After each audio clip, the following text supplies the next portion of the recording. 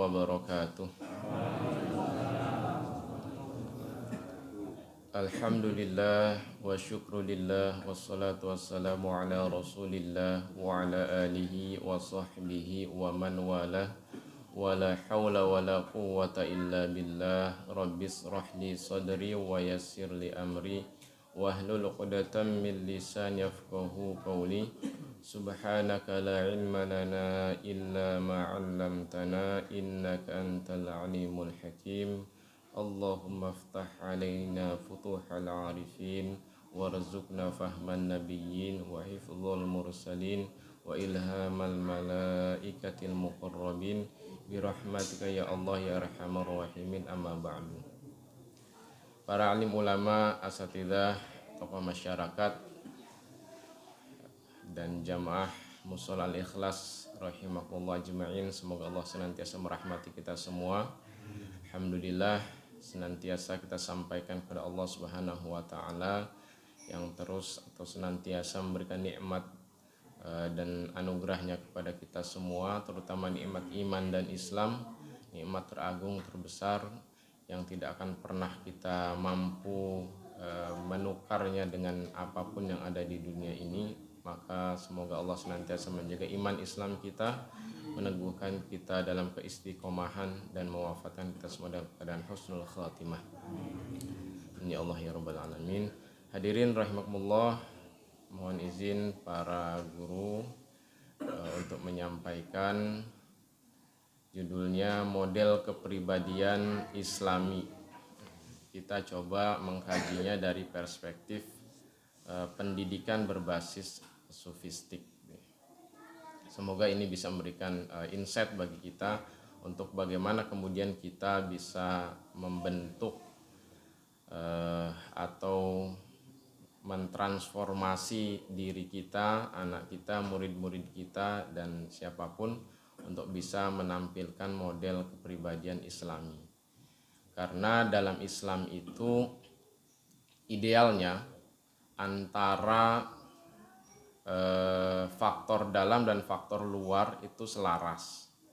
Jadi apa yang kita ucapkan dan kita lakukan atau perkataan dan perbuatan kita sesungguhnya itu merefleksikan atau manifestasi dari apa yang ada di dalam qalbi kita.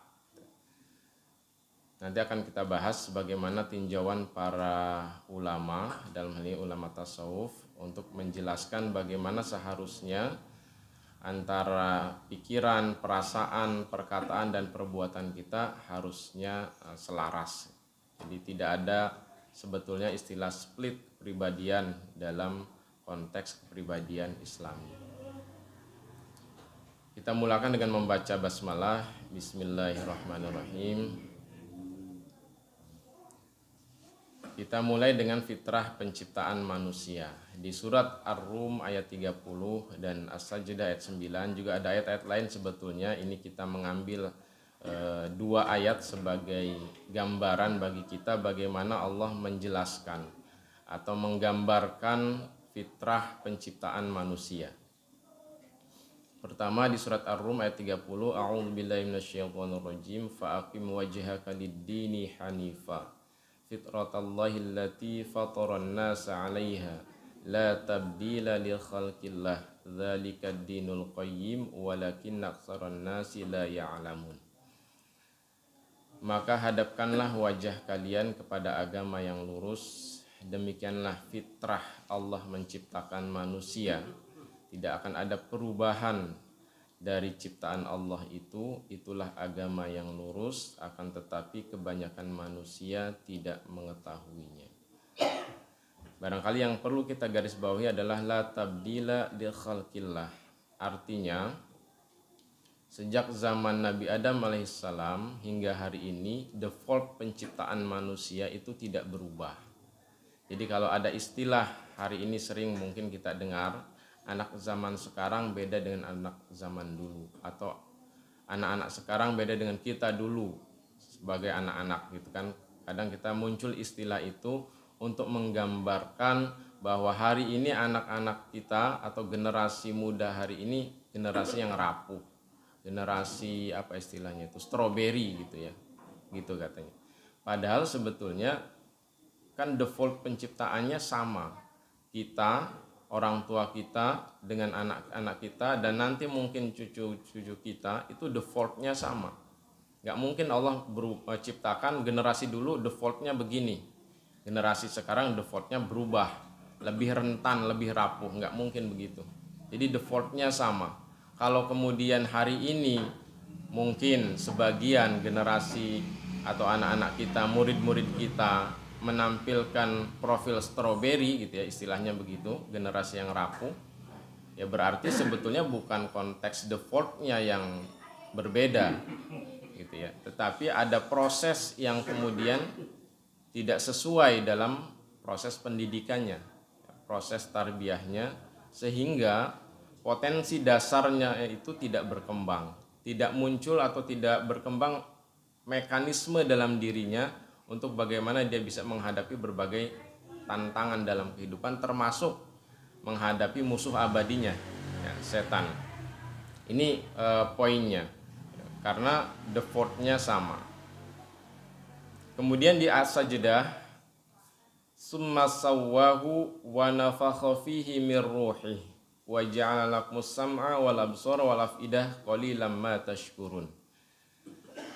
Kemudian jiwa itu disempurnakan, summa sawwahu, kemudian disempurnakan jiwa itu, wa nafakha fihi min ruhi, dan ditiupkan ke dalamnya ruh oleh Allah, dan dijadikan bagi kalian pendengaran, penglihatan, serta perasaan atau hati, akan tetapi sedikit dari kalian yang bersyukur.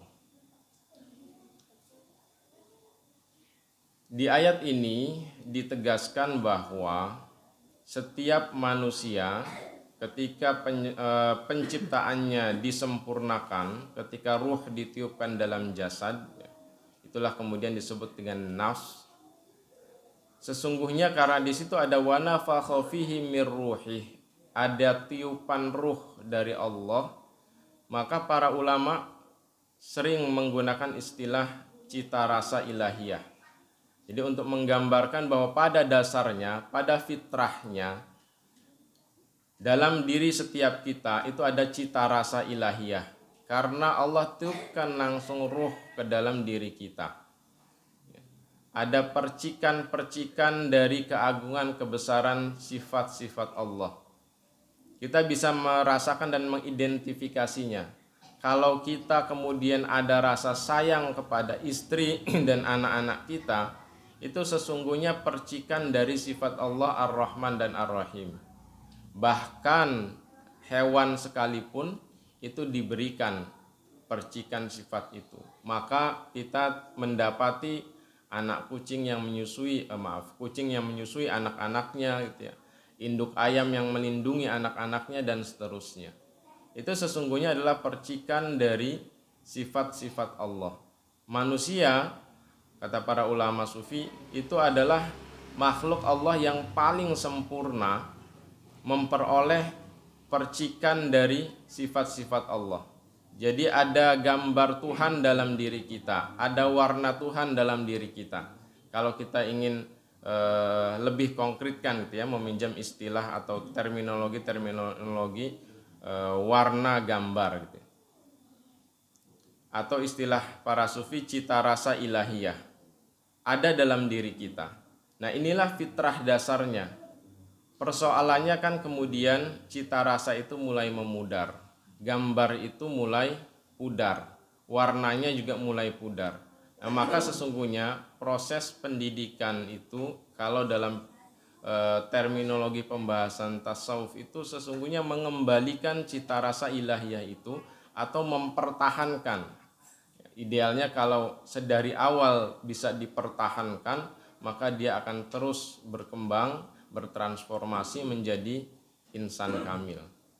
Nanti kita akan bahas. Jadi potensi dasar, fitrah dasar manusia ini harusnya kemudian bisa dikuatkan, bisa dikokohkan melalui proses pendidikan, baik oleh orang tua maupun oleh guru-guru. Sehingga anak-anak kita, murid-murid kita, atau siapapun yang ada dalam pendidikan kita, atau bahkan diri kita seharusnya bisa menampilkan profil manusia atau kepribadian Islam yang sejati. Karena kita sebagai muslim. Baik, kita lanjutkan. Di surat Asy-Syams ayat 7-10 Allah menegaskan wa nafsi wa masawwaha fa'alhamaha fujuraha wa taqwaha. Qad aflaha man zakkaha wa qad khaba man dassaha. Manusia yang secara esensi itu ada ruh dan jasad, yang ketika ruh ditiupkan ke dalam jasad itu disebut dengan nafs. Nah, di Al-Quran diinformasikan bahwa ketika si nafs ini sudah menjadi sempurna dengan ditiupkan ruh, maka dia punya dua ilham. Dia akan mampu merasakan dua ilham dalam qalbunya. Pertama ilham fujuroha, yang kedua ilham wataqwaha. Nah, inilah yang kemudian menjadi area perjuangan bagi setiap kita, dan kita mesti memahami bahwa pada dasarnya kita akan menghadapi situasi seperti ini. Situasi konflik diri gitu ya. Konflik diri yang akan membedakan apakah kemudian kita tetap berada pada fitrahnya atau mulai bergeser. Nah, inilah yang kemudian menggambarkan kualitas manusia. Setelah Allah tiupkan ruh ke dalam jasad, dia disebut nafs. Nafs itu dapat dua ilham. Inilah yang kemudian akan muncul ragam perilaku manusia. Perbedaan perilaku manusia antara yang pertama, kedua, ketiga, dan seterusnya. Sekian banyak manusia ini. Kita kemudian bisa melihat awalnya dari sini. Ya, karena ada dua ilham. Ya, fa'alhamaha fujuraha wa taqwaha. Nah, kemudian mana yang menjadi dominan dalam diri kita, itulah yang kemudian menentukan mana yang menjadi profil diri kita lebih dominannya. Dan di ayat ini Allah mengingatkan, qad aflaha man zakkaha, beruntunglah sesiapa yang terus berupaya ya, menyucikan nafs itu, dan merugilah. Khaba ini kan kalau secara bahasa lebih rugi daripada khusr. Kan innal insana lafi khusr. Khaba ini lebih rugi lagi. Kalau ibarat peribahasa sudah jatuh tertimpa tangga, itu khaba. Jadi sangat merugi orang yang mengotori nafsnya itu. Nah, sekarang pertanyaannya, ketika nafs kita selalu akan menghadapi dua bisikan ya, antara fujur dan takwa, apa yang entitas dalam diri kita, ya, entitas apa yang menjadi eksekutornya, yang menjadi penentunya. Nah, kata para ulama sufi, itu adalah qalbu. Qalbu yang dimaksud bukan heart dalam bahasa Inggris, jantung gitu ya, yang kelihatan secara fisik, bukan itu. Tetapi entitas spiritual yang ada dalam diri kita, yang secara kasat mata tidak bisa kita lihat, tetapi secara metafisik kita bisa merasakannya. Ketika ada dorongan yang begitu kuat dalam diri kita untuk istiqomah dalam ketaatan, seperti hari ini atau pagi ini kita hadir ke masjid, itu berarti qalbu kita sehat. Jadi bisa diidentifikasinya melalui perilaku.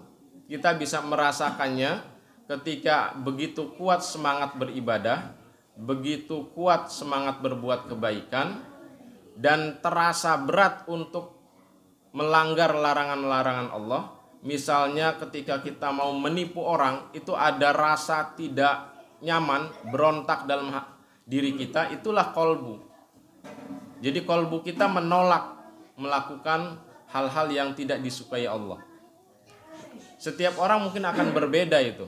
Ya, ketika kita mendapati orang yang ringan saja melakukan keburukan, atau bahkan kemudian menampakkan keburukan itu, al-mujahirin, sudah berbuat keburukan tapi bangga diceritakan gitu. Nah, ini kan luar biasa. Padahal Nabi mengingatkan orang yang berbuat dosa itu berpeluang besar diampuni, kecuali al-mujahirin, orang yang sudah berbuat dosa lalu menampakkan dengan bangganya dosanya itu, ya, diceritakan untuk menunjukkan saya hebat gitu. Nah, ini menunjukkan bahwa kolbunya sangat bermasalah, sakit gitu. Nah, ini kata Imam Al-Ghazali di Ihya itu, kolbulah yang akan menjadi eksekutor, mana yang dimenangkan antara ilhamnya fujur dengan ilhamnya takwa. Nah, maka dalam perspektif tasawuf, kolbulah yang kemudian diintervensi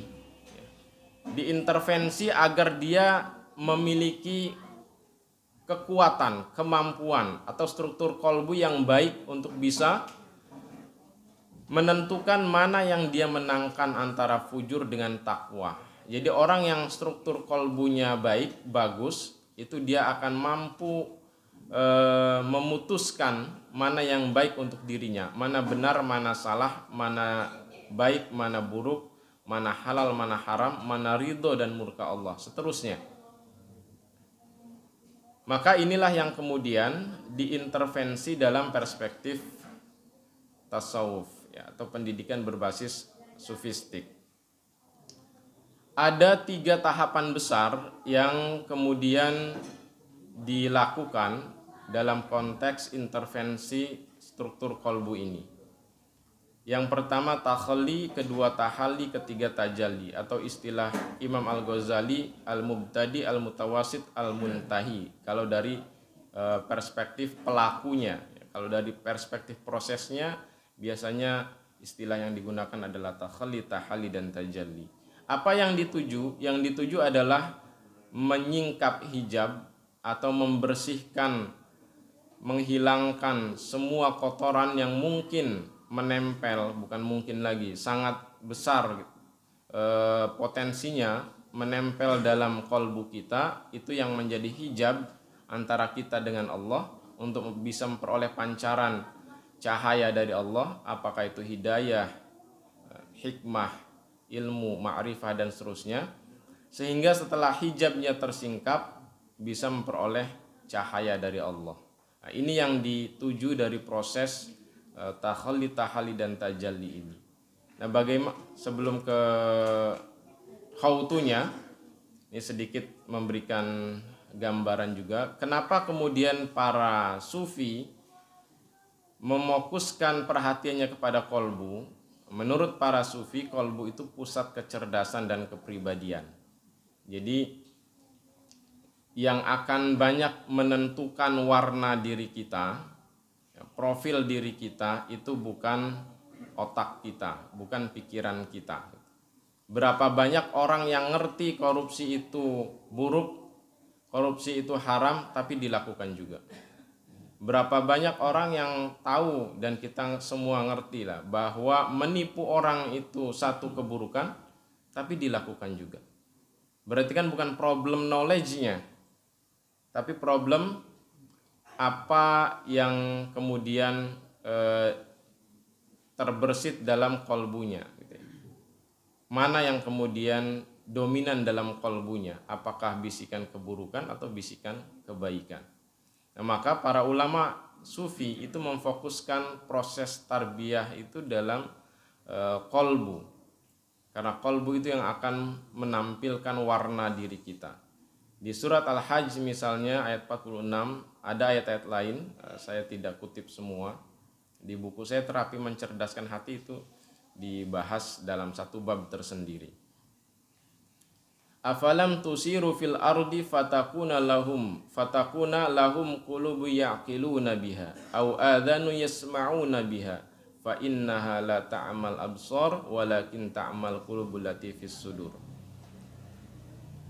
Mengapa mereka tidak berjalan di muka bumi agar mereka hatinya itu bisa berakal, ya kilun kan, bisa berpikir, bisa merasa, untuk melihat tanda-tanda kebesaran Allah gitu ya, mengambil pelajaran dan seterusnya. Au adzan yasma'una biha, atau dengan telinganya itu dia bisa mendengar kebaikan dan seterusnya. Nah, di sini ditegaskan kenapa ada orang yang bisa qalbnya yaqilun, ada juga orang yang qalbnya la yaqilun. Di ujung ayatnya fa innaha la ta'mal absar, sesungguhnya bukan penglihatannya yang buta ya, karena mata kita kan bisa melihat, akan tetapi yang buta itu adalah qalb yang ada di dalam dada. Jadi kalau qalb kita tadi yang sebetulnya kita bisa merasakan keberadaannya dengan adanya dorongan-dorongan yang kuat dalam kebaikan, kemudian rasa enggan, rasa tidak enak, tidak nyaman ketika melakukan keburukan, yaitu qalb kita. Jadi kalau qalb kita sensitif dalam kebaikan, dia akan bersegera. Dalam keburukan dia akan gelisah. Maka ketika Wabisah datang kepada Nabi minta nasihat, kata Nabi istafti qalbak, mintalah fatwa kepada qalbmu sendiri. Itu menunjukkan qalb itu bisa memberikan pandangan, memberikan perspektif mana yang seharusnya ditempuh, mana yang harusnya diambil, diputuskan dan seterusnya. Nah, tentu akan berbeda perbuatan, keputusan, tindakannya, preferensinya, bergantung kondisi qalbnya itu. Di hadis Nabi, ini hadis yang populer, Imam Al-Bukhari dan Imam Muslim meriwayatkan, ini akan hadisnya panjang ya, di awalnya itu tentang al-halalu bayyinun wal haramu bayyinun dan seterusnya. Di ujungnya ala wa inna fil jasadi mudghah idza sholahat sholahal jasadu kulluh wa idza fasadat fasadal jasadu kulluh ala wahyal qalbu. Jadi ada entitas dalam diri kita yang dia akan menentukan warna diri kita, apakah baik atau buruk. Itulah qalbu. Ada entitas spiritual dalam diri kita yang akan menentukan profiling diri kita. Maka qalbu ini menjadi sangat penting untuk bisa kita perhatikan, bisa kita didik, atau dalam istilah tasawuf sering digunakan istilah mujahadah dan riyadhah. Maka di tahapan pertama ketika kita ingin mengintervensi qalbu kita, yang perlu menjadi konsep kehidupan kita, mekanisme dalam diri kita, setiap kali berbuat kesalahan segera lakukan perbaikan. Itu mekanisme dasar yang harusnya muncul dalam diri kita. Jadi anak-anak kita, murid-murid kita itu perlu kita sadarkan, perlu kita internalisasikan, manusia boleh salah nak. Tapi ingat, setiap kali kamu berbuat kesalahan segera iringi dengan kebaikan. Wa atbi'is sayyi'ata hasana, kan gitu kata Nabi, tamhuha. Ini mekanisme dalam diri kita. Nah, kadang-kadang di bab ini orang kan berbeda-beda. Ada yang orang cepat gitu ya, sensitif, saya sudah berbuat salah nih. Atau dalam yang mungkin sering realitas kita hadapi atau sering kita rasakan sendiri adalah persoalan misalnya sholat. Ada orang yang sudah waktu sholat, kemudian karena satu dan lain hal dia agak menunda-nunda, dan kemudian sholatnya udah agak akhir waktu, itu ada perasaan gak enak dalam dirinya. Saya sholatnya telat nih, gara-gara ini. Nanti ini jadi pelajaran untuk bisa merekayasa waktu saya dengan lebih baik, memanage waktu saya dengan lebih baik, sehingga aktivitas oke, sholat jauh lebih oke lagi. Nah kan ada perasaan seperti itu. Tapi ada orang yang biasa aja, sholat asar jam 5:30 biasa, nggak muncul perasaan apapun di hatinya itu. Atau bahkan mungkin meninggalkan sholat juga tetap biasa aja, nggak ada rasa gejolak, merasa bersalah apapun dalam kalbunya. Nah itu berarti tidak pernah dilatih ya, sedari awal untuk memiliki sistem dalam dirinya, ya, mekanisme dalam dirinya ketika berbuat salah, terlanjur berbuat salah, segera perbaiki. Nah, ini yang perlu ditanamkan, diinternalisasikan dalam diri anak-anak kita, murid-murid kita, termasuk pada diri kita sendiri sebelum ke anak-anak dan murid-murid kita. Al-insan itu bisa nisyan, bisa lupa, bisa salah, tapi ingat al-insan itu juga uns. Dia selalu ingin dekat dengan Tuhannya.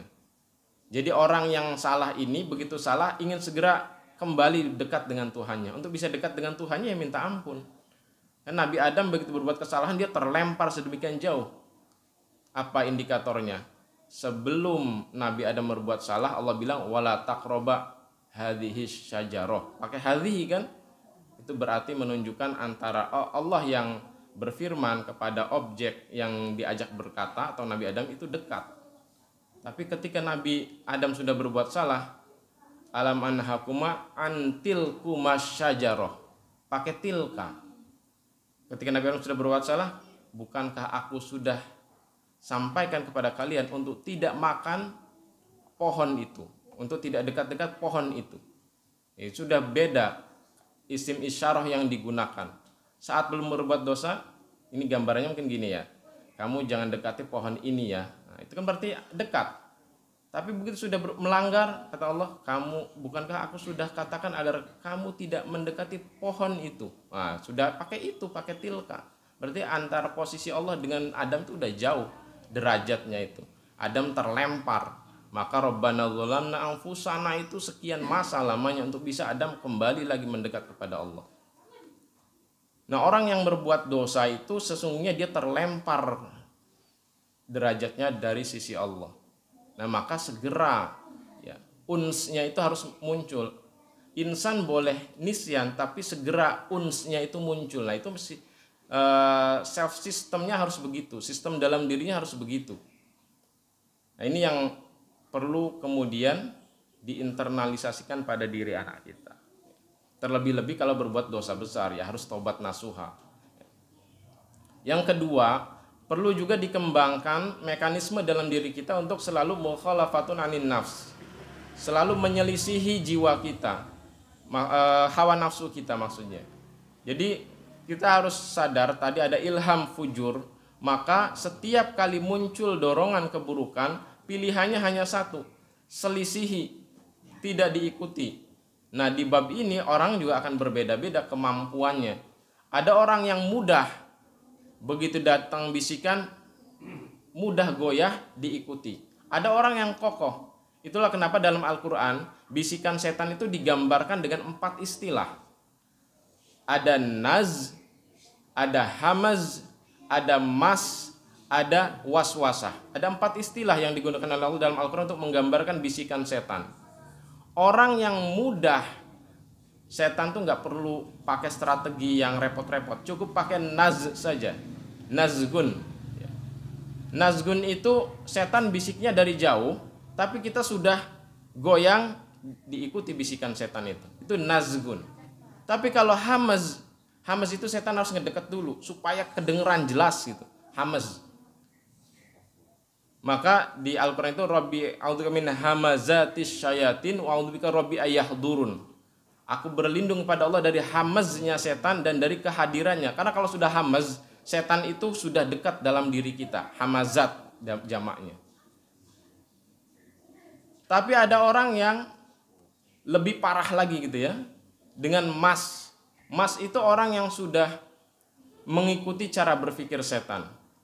Di surat Al-Baqarah itu orang yang menyamakan jual beli dengan riba atau riba dengan jual beli itu seperti orang yang kena masnya setan sehingga dia seperti orang gila. Itu di Al-Baqarah itu kan. Jadi orang yang kena masnya setan itu berarti dia sudah dikuasai betul oleh setan.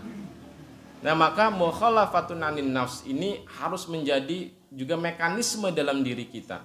Karena setan itu mengendarai hawa nafsu. Jadi pola setan dalam menggoda kita adalah dia mengendarai hawa nafsu. Nah, maka nanti di surat Ibrahim ketika kita menggugat, bukan kita salah, astagfirullah. Ketika para pendurhaka itu menggugat setan karena mereka masuk neraka, kata mereka ini gara-gara setan. Kata setan enggak. Walumu anfusakum, celah dirimu sendiri karena saya hanya membisik-bisiki, kamu ikuti. Itu kata setan. Jadi pola setan adalah dia mengendarai hawa nafsu kita. Maka kata para ulama, kembangkan sistem dalam diri kita untuk selalu menyelisihi hawa nafsu kita. Innan nafsa la'amaratun bisu. Maka kita harus selalu menyelisihi. Nah, ini sistem yang harus dibangun dalam diri kita, ya, dalam diri anak dan murid-murid kita. Dia harus memiliki satu, setiap kali berbuat salah segera lakukan kebaikan, supaya tamhuha, enggak kemudian membuat kotor kolbunya, nanti lama-lama makin tebal. Yang kedua, ada mujahadah, perjuangan untuk selalu menyelisihi hawa nafsunya. Nah, ini yang harus dibangun mekanisme dalam diri kita, anak-anak dan murid-murid kita. Yang kedua, ketika sudah kokoh dan semakin kokoh gitu ya, kita upayakan sistem dalam diri kita seperti tadi ya, ada dua pola yang perlu dibangun, maka kita juga perlu naik ya ke tahap tahalli untuk bisa mengintervensi kolbu kita agar dia menjadi lub gitu ya. Kalau di Al-Quran juga kan ada 4 istilah yang digunakan, ada sodar, kolbu, fuad, dan lub. Yang paling kokoh adalah lub. Nah, di sini saya mengambil penjelasan dari Imam Al-Ghazali untuk yang atas di Ihya Ulumuddin, yang bawah itu dari Ibnu Arabi dalam Futuhat Al-Makkiyah. Boleh kita pakai yang mana, yang lebih mudah kita pahami. Kalau Ibnu Arabi ini menggunakan terminologi menegasikan. Kalau Imam Al-Ghazali terminologinya membangun. Yang pertama musyarotoh ya. Maksudnya adalah kita memberikan pada diri kita gitu ya, pada diri kita agar senantiasa membuat ya, istilahnya musyarotoh ini syarat-syarat. Tapi yang dimaksud adalah kita ingat bahwa untuk menjadi hamba Allah yang bertakwa, untuk memiliki derajat yang tinggi di sisi Allah, itu ada syarat-syarat yang harus ditempuh, syarat-syarat kebaikan, syarat-syarat ketaatan. Nah, itu harus menjadi awareness dalam diri kita selalu. Tidak ada yang kemudian tiba-tiba Allah ngasih hidayah yang kuat, yang kokoh tanpa kita melakukan apapun dalam proses taqarrub ilallah, itu enggak ada. Ada syarat-syarat yang harus ditempuh. Nah, yang kedua muhasabah. Nah, selalu kemudian kita mengintrospeksi. Nah, ini juga sistem yang harus muncul dalam diri kita. Kebiasaan muhasabah. Yang ketiga muraqabah. Selalu merasa diawasi oleh Allah. Ini perlu dibangun dalam diri kita, kata Imam Al-Ghazali. Kemudian yang keempat, kalau terlanjur atau terpeleset melakukan kesalahan, biasakan ada konversi.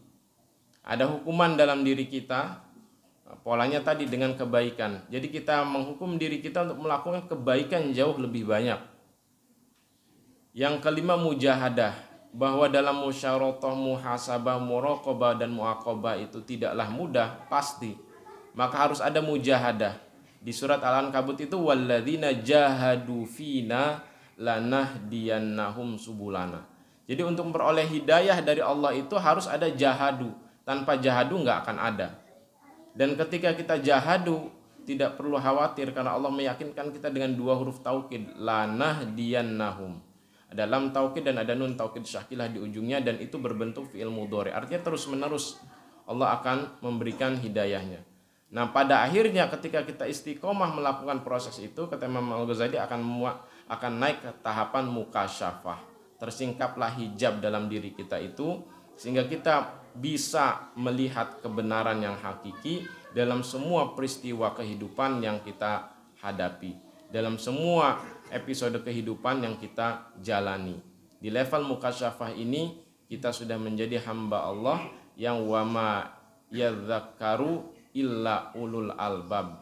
Tidak ada orang yang bisa selalu memetik pelajaran, ibrah, hikmah dari semua ketetapan Allah di muka bumi ini, dari apa yang dia rasakan, lihat, jalani, kecuali ulul albab. Ulul albab itulah orang-orang yang sudah sampai di level mukasyafah. Nah, sementara Ibnu Arabi beliau menjelaskan tahapan-tahapannya fana anil makhluqat ya. Fana ini sirna ya, maksudnya adalah mengosongkan diri dari sifat-sifat makhluk yang Ibnu Arabi ini memang lebih tinggi gitu ya, terminologi yang digunakannya, sehingga kadang-kadang agak sulit kita memahaminya. Tapi maksudnya gini, Jadi fana anil makhlukat ini kita mengosongkan diri dari dorongan-dorongan makhluk ya, yang itu akan menjauhkan kita untuk sampai kepada Khalik. Ya, makhluk ini konteksnya dorongan-dorongan jasadiah yang misalnya dalam konteks makan saja. Makan itu kalau sudah berlebihan, nah itulah al-makhlukat. Kita harus menghindari dari itu. Kalau kata guru saya, kalau kamu belum bisa puasa, minimal jangan kenyang gitu kan. Artinya makan itu memang dikontrol. Sepertiga maksimal. Sepertiganya minum, sepertiganya kan nafas. Kadang kita kalau sudah makan enak kan pengennya nambah. Begitu nambah kekenyangan. Nah, itu termasuk yang harus kita latih untuk bisa kita kontrol. Kata Ibnu Arabi begitu. Yang kedua, fana anil af'alil ibad. Sirna dari perbuatan-perbuatan hamba pada umumnya. Karena kalau ingin menjadi hamba yang khusus, itu secara umum berbeda dengan perbuatan hamba pada umumnya. Seperti seekor domba yang berwarna putih di tengah domba-domba lain yang warna-warni. Yang ketiga, fana anis sifat al-makhlukin. Ini relatif hampir sama dengan yang nomor 1. Hanya ini penegasan bahwa sifat-sifatnya itu harus sifat-sifat yang istimewa dibanding sifat-sifat makhluk pada umumnya. Jadi kalau makhluk itu kemudian belum bisa puasa sunnah dengan baik, misalnya kita juga belum bisa puasa, itu berarti kita belum berbeda. Fana anil dzat. Nah, ini sudah lebih tinggi lagi. Kita sudah bahkan tidak berorientasi pada diri kita. Semua orientasinya kepada Allah. Fana an kulli alam, juga kemudian sudah tidak berorientasi kepada alam, termasuk kemudian di situ ada manusia, apresiasi, penghargaan dan seterusnya. Sudah bukan itu orientasinya. Dan terakhir penegasan lagi, fana anil kulli ma siwallah. Hanya tertuju kepada Allah saja. Orientasinya semua hanya tertuju kepada Allah. Sudah bunyi terakhir ya slide-nya. Enggak terakhir sih, ini masih ada 3 slide tapi kita singkat saja. Kalau sudah melalui tahapan tahalli, maka struktur kolbu sudah semakin kokoh, semakin kuat, semakin ajeg untuk istiqomah dalam kebaikan, maka dia berpotensi naik kepada tajalli. Tajalli itu cirinya 2, fana dan bako. Fana maksudnya musnahlah sifat-sifat keburukannya, musnah sifat-sifat kemanusiaan yang rendah, bako dan menetapnya sifat-sifat yang merefleksikan keagungan Tuhan. Nah, ini tahapan tajalli. Cirinya itu. Ketika sudah musnah orientasi keduniaan, orientasi pamer dan seterusnya lah. Pokoknya orientasi yang itu bukan esensi, itu sudah musnah semua. Dan bako, menetap, diiringi segera dengan menetap semua refleksi keagungan Allah dalam diri kita. Itulah kemudian masuk dalam tahapan insan kamil yang digambarkan dalam Al-Quran, sibghatallah wa man ahsanu minallahi sibghah. Jadi kita seperti dicelup dengan celupannya Allah, dengan cita rasa ilahiyah, sehingga cita rasa ilahiyah itulah yang nampak dalam diri kita. Dan tentu insan kamil yang paling sempurna adalah para nabi dan rasul. Dan paling tinggi lagi adalah Nabi Muhammad. Kalau dalam hadis qudsi, kuntu sam'ahu alladhi yasma'u biha wa basaru alladhi yubsiru biha, dan seterusnya. Aku, kata Allah, jadi pendengarannya yang dengannya dia mendengar, jadi penglihatannya yang dengannya dia melihat, jadi tangannya yang dengannya dia bekerja, jadi kakinya yang dengannya dia melangkah, dan seterusnya. Artinya seluruh diri kita ini sudah tercahayai oleh cahaya hidayah, hikmah, ma'rifah dari Allah, sehingga terbimbing menuju kepada kebenaran dan menuju kepada Allah Subhanahu wa taala. Ini barangkali prosesnya kalau mau digambarkan, ketika kalbu kita fokus tertuju hanya kepada Allah, istilah dalam tasawuf itu tawajjuh, ilahi anta maksudi, ya Tuhanku, hanya Engkau yang aku tuju dalam semua aktivitas kita. Baik yang ibadah mahdoh, ghair mahdoh, aktivitas sosial, apapun orientasinya hanya Allah. yang dituju hanya Allah, bukan makhluk, maka disitulah Allah akan memancarkan cahayanya. Karena Allahu nurus samawati wal ard. Allah memancarkan cahaya hidayah, cahaya hikmah, cahaya ma'rifah ke dalam diri kita, yang ini akan mempengaruhi keseluruhan diri kita. Nah, kurang lebih begini gambarannya. Itulah Anwar al-Qudsiyah yang para ulama menyebutnya dengan istilah itu. Kita memperoleh cahaya yang suci, Al-Anwar al-Qudsiyah. Penampilannya atau gambaran lahir yang akan terlihat apa? Akhlakul karimah, anfa'un nas. Ini gambaran lahirnya yang akan terlihat ketika seseorang sudah dalam proses tadi ya, takhali tajalli, sehingga dia memperoleh al-anwar al-qudsiyah dari Allah, pancaran cahaya Allah dalam kolbunya, itu mempengaruhi seluruh entitas dalam dirinya, dan yang akan tercermin secara lahiriahnya adalah akhlakul karimah, anfa'un nas. Dia orang yang berakhlak mulia dan bermanfaat bagi manusia. Saya kira ini yang bisa disampaikan. Mohon maaf atas kesalahan dan kehilafannya. Kita tutup dengan baca hamdalah dan doa kafaratul majlis. Alhamdulillahirabbil alamin. Subhanakallahumma bihamdika asyhadu an la ilaha illa anta astaghfiruka wa atubu ilaik. Wa'alafu minkum hadanallahu wa iyyakum ajma'in. Assalamualaikum warahmatullahi wabarakatuh.